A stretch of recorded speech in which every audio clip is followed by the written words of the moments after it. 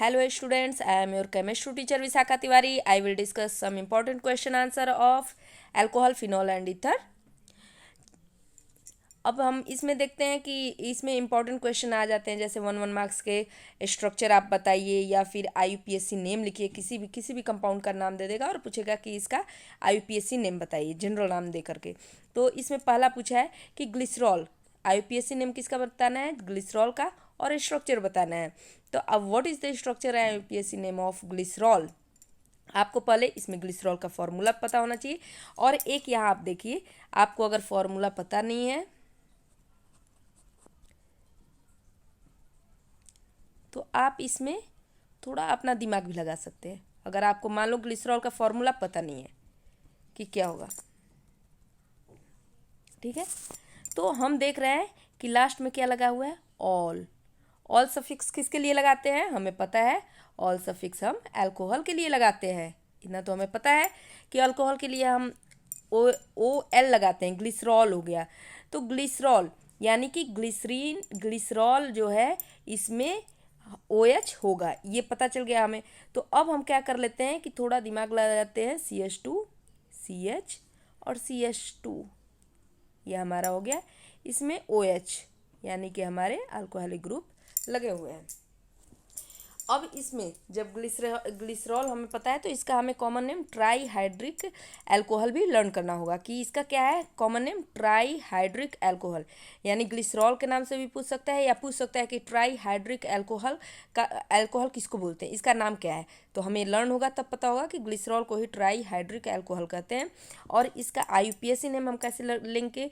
आईयूपीएससी name में हमें पता होता है कि हम सबसे ज़्यादा जो लॉन्गेस्ट चेन होता है सबसे पहला प्रेफरेंस उसे देते हैं। उसके बाद हम देखते हैं कि हमारा सब्स्टिट्यूशन सबसे नज़दीक किधर से आ रहा है उसको लेते हैं, नंबरिंग उधर से करते हैं।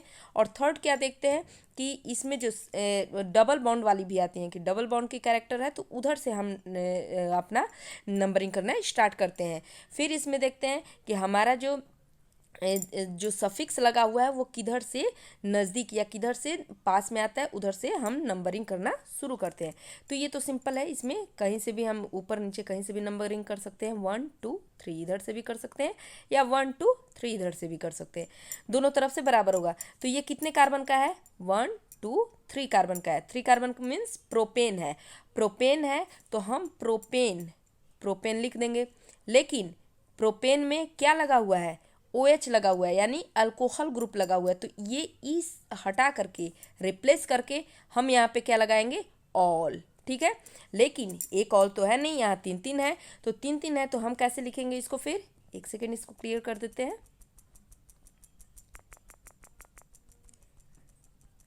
इसको लिखेंगे प्रोपेन 1 2 3, यानी कि प्रोपेन 1 2 3। कितने ऑल हैं? 3 हैं। तो 3 हैं तो उसके लिए 3 के लिए हम क्या लिखेंगे इसमें? ट्राई। 3 के लिए क्या लिखेंगे? Try all. 2 होता तो क्या लिखते? Diol. ठीक ठीक है, इसका ये आईयूपीएससी नेम हो गया।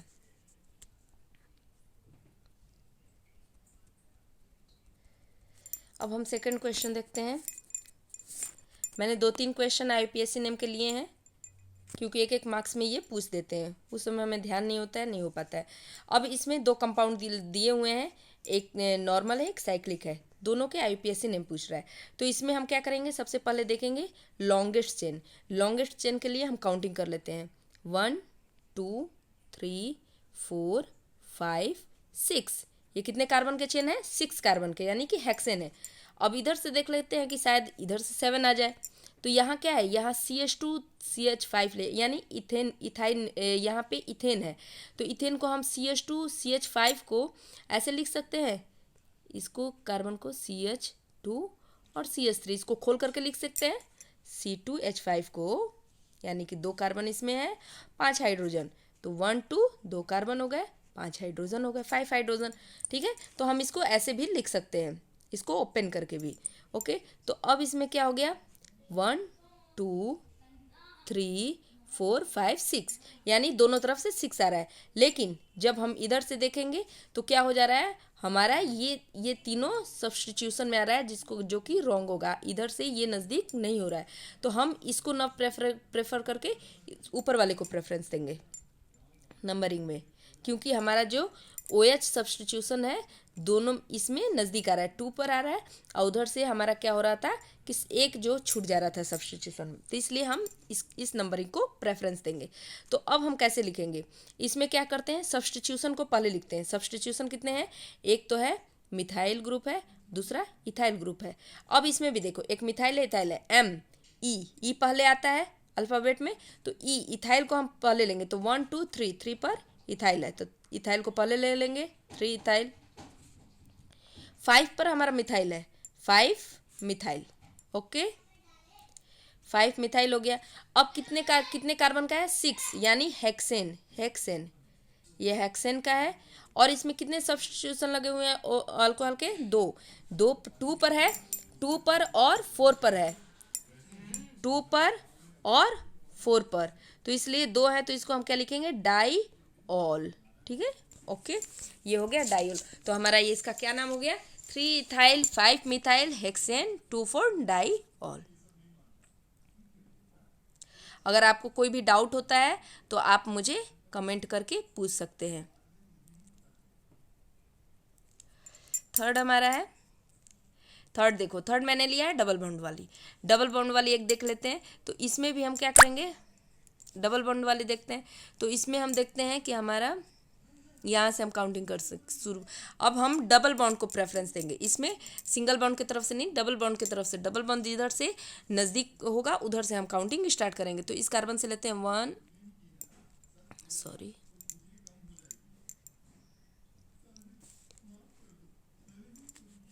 जैसे 1, ये कार्बन हो गया 1 2 3 4 5, हमारे 5 यानी कि पेंटेन आ रहा है।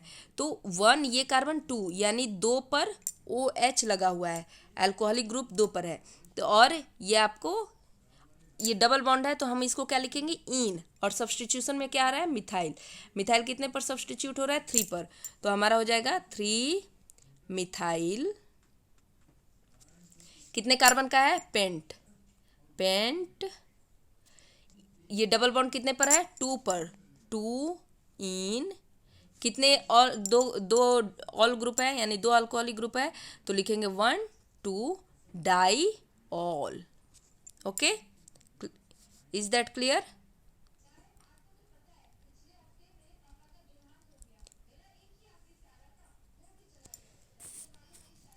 अब इंपॉर्टेंट क्वेश्चन आ रहा है, name the factor responsible for the solubility of alcohol in water. अब इसमें देखते हैं कि अल्कोहल जो होता है वाटर में सॉल्युबल होता है, उसके लिए कौन सा फैक्टर रिस्पॉन्सिबल होता है, इसमें हम देख लेते हैं। और इसमें हम देख लेते हैं कि कौन सा फैक्टर हमारा पहला क्या है, हाइड्रोजन बॉन्डिंग। आपको पता है कि आप ले लो कोई भी अल्कोहल ले लो, जैसे मैं ले लेती हूँ इथेन, ठीक है,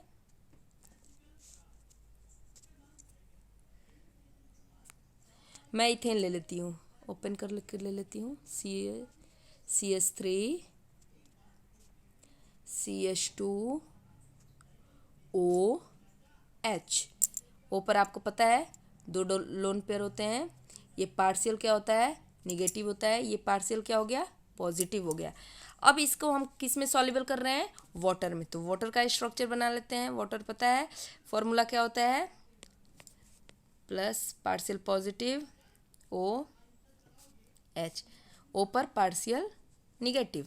अब इसमें इसका पार्शियल निगेटिव ऑक्सीजन का और इस हाइड्रोजन के पार्शियल पॉजिटिव में क्या होता है, बॉन्ड फॉर्मेशन होता है। ये कौन सा बॉन्ड होता है, हाइड्रोजन बॉन्डिंग, इन दोनों के बीच में क्या हो गया, हाइड्रोजन बॉन्डिंग हो गया। ये 2 अलग अलग है, ये 2 अलग अलग क्या है, कंपाउंड है, तो इसलिए इन दोनों के बीच इंटरमॉलिक्यूलर हाइड्रोजन बॉन्डिंग इसको बोलेंगे। इस बॉन्डिंग को क्या बोलेंगे, इंटरमॉलिक्यूलर हाइड्रोजन बॉन्डिंग, क्योंकि ये इथेनॉल और वाटर के बीच हो रहा है। तो इसका मतलब अल्कोहल के सॉल्युबल होने का वाटर में सबसे बड़ा रीज़न होता है कि ये क्या होता है, हाइड्रोजन बॉन्ड बनाता है। जब हाइड्रोजन बनाता है तो एक दूसरे में क्या हो गया, बॉन्ड बंध गया, एक दूसरे के साथ क्या हो गया, बॉन्ड फॉर्मेशन कर लिया, यानी कि एक दूसरे में बंध गया। दूसरा रीजन हो गया साइज ऑफ अल्काइल और aryl group. Size of alkyl, अब आप इसमें देखो कि ये कैसे रिस्पॉन्सिबल है। जब आप सपोज करो कि आप क्या है कि मीथेन है, मीथेन क्या है, मीथेन पर CH3OH लगा हुआ है, बहुत छोटा सा ग्रुप है, तो ये क्या है, बहुत फ्रीली है, इसका OH आराम से क्या कर जाएगा, वाटर के, ये आपको मीथेन हो गया। मीथेन में क्या है, बहुत बाउंडेशन कम है, कोई भी बाउंडेशन नहीं, फ्री है इसका पार्शियल नेगेटिव। ये क्या कर देगा, पार्शियल पॉजिटिव जो है हाइड्रोजन का, उससे क्या कर लेगा, हाइड्रोजन बॉन्डिंग कर लेगा बहुत आसानी से और बहुत अच्छा कर लेगा। लेकिन जैसे हम इस पर क्या करते जाए, हाइड्रोजन का यहाँ कार्बन की जो नंबरिंग है उसको बढ़ाते जाएं, यानी अल्केन के नंबर को बढ़ाते जाएं, ठीक है, इंक्रीज करते जाएं इसके नंबर को, तो ये क्या होगा, एक दूसरे से टाइटली पैक्ड होते जाएंगे, क्योंकि जितना मीथेन फ्री है उसके कंपैरिजन में मीथेन फ्री है, CH3OH हो गया। अब क्या है, इथेन C2H5OH हो गया। ये क्या हुआ, और कार्बन इसमें ऐड हो गए, थोड़ा और टाइटली पैक हुआ। अब इसमें अगर हम 3 कार्बन कर दें तो ये और ज़्यादा होगा, ऐसे ही 4 कर देंगे तो जैसे जैसे हम क्या करते जा रहे हैं, कार्बन का नंबर को बढ़ाते जा रहे हैं, वैसे वैसे क्या होते जा रहा है, ये टाइटली पैक्ड होते जा रहा है, कह सकते हैं कि ये कंजेस्टेड होते जा रहे हैं। तो जैसे जैसे ये कंजेस्टेड हो रहे हैं, टाइटली पैक्ड हो रहे हैं, तो मान लो कोई भी चीज़ पैक्ड है, टाइटली पैक्ड है, तो उसको अगर हम किसी के साथ हाइड्रोजन बॉन्डिंग या कोई बॉन्ड बनाना चाहे तो उसे क्या करना पड़ेगा, हमें एक्स्ट्रा एनर्जी देनी पड़ेगी, उसके साथ बॉन्ड बनाने के लिए हमें एक्स्ट्रा एनर्जी देनी पड़ेगी, क्योंकि ये जो अल्केन या अल्काइल ग्रुप जो बढ़ते जा रहे हैं, इंक्रीज करते जा रहे हैं, जो अल्काइल या अल्केन ग्रुप लार्ज नंबर में इंक्रीज कर रहे हैं, तो वो क्या कर रहे हैं, उसके मॉलिक्यूल्स को हैवी करते जा रहे हैं। मॉलिक्यूल्स तो OH क्या हो रहा है, टाइटली पैक्ड उनके साथ हो रहा है, बहुत अच्छे से बन रहा है, बहुत ज़्यादा पैक्ड हो जा रहा है, तो वो क्या कर रहा है, वो वाटर में सॉल्युबल उतना नहीं होगा जितना कि हमारा मीथेन और इथेन होगा, क्योंकि वो कम उसमें अल्काइल ग्रुप है, यानी कि वो कम टाइटली पैक्ड है, उसकी साइज और मास क्या है, कम है, इसलिए वो क्या करेगा, वो अच्छे से सॉल्युबल हो जाएगा। आप इस तरफ भी दे सकते हो कि इसमें क्या हो रहा है कि डाइपोल मोमेंट जो हो रहा है, डाइपोल मोमेंट हो रहा है, इसमें क्या है, एक ऑक्सीजन पर पार्शियल निगेटिव, एक हाइड्रोजन पर पार्शियल पॉजिटिव, तो इसमें क्या है, डाइपोल मोमेंट अच्छे से लग रहा है। लेकिन सपोज दैट आप मान लो कि आपका क्या हो, एक ऑक्सीजन, एक मान लो निगेटिव चार्ज हो, जैसे एक सपोज करो ये हमारा पॉजिटिवली चार्ज है, ठीक है, इस पर 3 तरफ से निगेटिवली चार्ज लग रहा है, ओके, तो ये क्या है, बैलेंस किए हुए हैं सब, डाइपोल मोमेंट इनमें अच्छा हो रहा है, ठीक है, डाइपोल मोमेंट इक्वल हो रहा है, तो ये क्या है, डाइपोल मोमेंट, डाइपोल फोर्स इनमें जो हो रहा है अच्छे से हो रहा है। लेकिन मान लो कि एक पॉजिटिव हो और इधर निगेटिव बहुत ज़्यादा हो, तो ये क्या करेगा, ये आपको क्या कर गया, डिस्पर्सन फोर्स इसका हो गया, जो डाइपोल फोर्स था वो क्या कन्वर्ट कर गया, डिस्पर्सन फोर्स में कन्वर्ट कर गया। ये डिस्पर्सल फोर्स ही क्या हो जाता है, इस सिचुएशन में प्रीडोमिनेंट हो जाता है डाइपोल फोर्स के ऊपर। आप इसको समझ पा रहे होगे।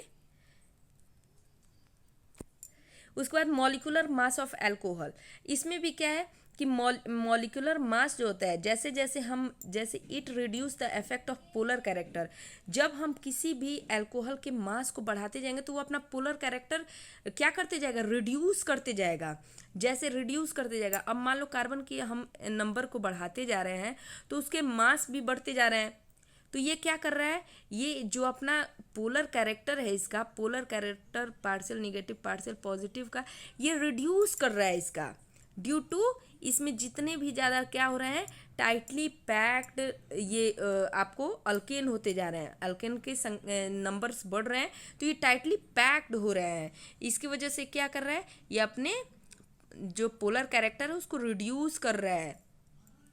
It reduces the effect of the polar character of the hydroxyl group of the alcohol with an increase in an alkyl group of alcohol A case of large molecular mass alcohol, result में क्या होगा, molecular size of alcohol increase, it's solubility drops, therefore alcohol with lower molecular mass are soluble than alcohol with larger molecular mass। आप वही समझ लो कि जैसे कि मान लो, एक मैं आपको एग्जांपल के थ्रू बताती हूँ। सपोज करो कि आप क्या है कि एक टीचर है, ठीक है, एक टीचर है और उनको पढ़ाना है 100 बच्चों को, ठीक है। 100 बच्चों पर वो क्या कर पाएंगी, वो अपना इक्वल इक्वल नहीं ध्यान रख पाएंगी, केयर नहीं कर पाएंगी वो इक्वल इक्वल सारे बच्चों पर। लेकिन अगर एक टीचर है और 10 बच्चों को पढ़ाना हो, तो वो क्या करेंगी, अच्छे से पढ़ा लेंगी, अच्छे से उनका केयर कर लेंगी। तो सेम वैसे ही है कि जब हमारा नंबर अल्केन के बढ़ते जाएंगे तो जैसे एक्स्ट्रा बर्डन आ गया, समझ लो आप, जैसे क्या करना है कि आपको कल एग्जाम देना है, एग्जाम अगर एक चैप्टर का हो तो आप आज क्या करोगे, अच्छे से रिवीजन कर लोगे। अगर वही 10 चैप्टर आपको करना पड़ जाए तो आप पर क्या हो गया, बर्डन हो गया, जो आप फोकस अच्छे से नहीं कर पाओगे। तो आप फोकस नहीं कर पाओगे तो आपकी तैयारी उतनी अच्छी नहीं हो पाएगी। सेम सिचुएशन इसमें क्या होता है, अल्कोहल के साथ भी होता है। जब उसके अल्केन के या अराइल के या मॉलिक्यूलर मास इंक्रीज करता है तो उसका क्या होता है, पोलर कैरेक्टर जो होता है उसका डिक्रीज कर जाता है, जिसके कारण क्या होता है कि उसकी जो सॉल्युबिलिटी होती है वो डिक्रीज कर जाती है। ओके, नेक्स्ट क्वेश्चन हम देख लेते हैं। What is denatured alcohol. अब डीनेचर्ड, ये सब ऐसे क्वेश्चन एक एक 1 मार्क्स के आ जाते हैं, तो आपको इन क्वेश्चन को अवॉइड नहीं करना है। इसको भी आपको ऐसे क्वेश्चन को भी ले करके मतलब एक ही बार पढ़ो, लेकिन पढ़ लिया करो। जैसे व्हाट इज डीनेचर्ड अल्कोहल, इस क्वेश्चन में ही आपको आंसर मिल गया। अगर आपको लर्न भी नहीं है तब पर भी आप एक बार सुने रहोगे तो आप लिख लोगे। डीनेचर्ड मतलब कि जो कि नेचर में ही ना हो, ठीक है, नेचर में ना हो अल्कोहल, यानी नेचुरल अल्कोहल ना हो। जैसे नेचुरल अल्कोहल क्या होता है कि आप अल्कोहल किससे बनाते हो, आप ग्रेप्स से भी, ग्रेप्स का जब फर्मेंटेशन करा देते हो तो आपको अल्कोहल मिल जाता है। या फिर अनाज से, कोई भी ग्रेन्स वगैरह से या राइस से आप क्या करते हो, आप ये सब क्या है, नेचुरल प्रोसेस है जिससे आप अल्कोहल बनाते हो, जो कि अल्कोहलिक बेवरेजेस यूज होते हैं, जैसे कि इथाइल अल्कोहल वगैरह जो है, ये इथेनॉल, ये सब अल्कोहलिक बेवरेजेस होते हैं जो कि नेचुरली हम बनाते हैं, या ये प्लांट से भी बन जाते हैं, मिल जाते हैं। माइक्रो ऑर्गेनिज्म ईस्ट वगैरह से फर्मेंट करके शुगर से हम प्लांट से भी बनाते हैं। तो ये सब क्या हो गया, ये नेचुरल प्रोसेस हो गया, जिससे जो कि बेवरेजेस में यूज होते हैं अल्कोहल। लेकिन डीनेचर्ड अल्कोहल में क्या होता है कि जब आप क्या करते हो, denatured alcohol is ethanol that has substances added to it, मतलब कोई भी केमिकल सब्सटेंस क्या कर सकते हो, करते हो, इसमें ऐड कर देते हो। जब आप अल्कोहल में, जब आप इथेनॉल में कोई केमिकल सब्सटेंस ऐड कर देते हो तो ये क्या कर देता है कि ये बना देता है डीनेचर्ड अल्कोहल। तो इसका क्या होता है, it unfit for human consumption, ये क्या होता है, अनफिट होता है ह्यूमन कंजम्पशन के लिए। ये पॉइजनस हो जाता है जब इसमें कोई केमिकल मिला दिया जाता है। तो ये जो हम यूज़ करते हैं अल्कोहल इथेनॉल को, उसकी तरह नहीं होता है, ये क्या करता है, पॉइजनस हो जाता है। तो हम इसका यूज़ करते हैं क्लीनिंग वगैरह में, इसका हम यूज़ कर लेते हैं क्लीनिंग वगैरह में। आप देखोगे स्टोव्स वगैरह में भी इसका यूज़ होता है, या फर्श वगैरह क्लीन करने में यूज़ होता है, ये डीनेचर्ड अल्कोहल का यूज़ होता है। ठीक, ओके, तो आज इतना ही। अब हम अगले वीडियो मिलेंगे। और अगर बेटा आपको ये वीडियो पसंद आ रहा हो तो आप लाइक करें और सब्सक्राइब करें, और ज़्यादा से ज़्यादा बच्चों तक इसको शेयर करें कि उन्हें भी इससे फ़ायदा मिल सके और मैं मोटिवेट होकर के ज़्यादा से ज़्यादा वीडियो बना सकूं। Thank you.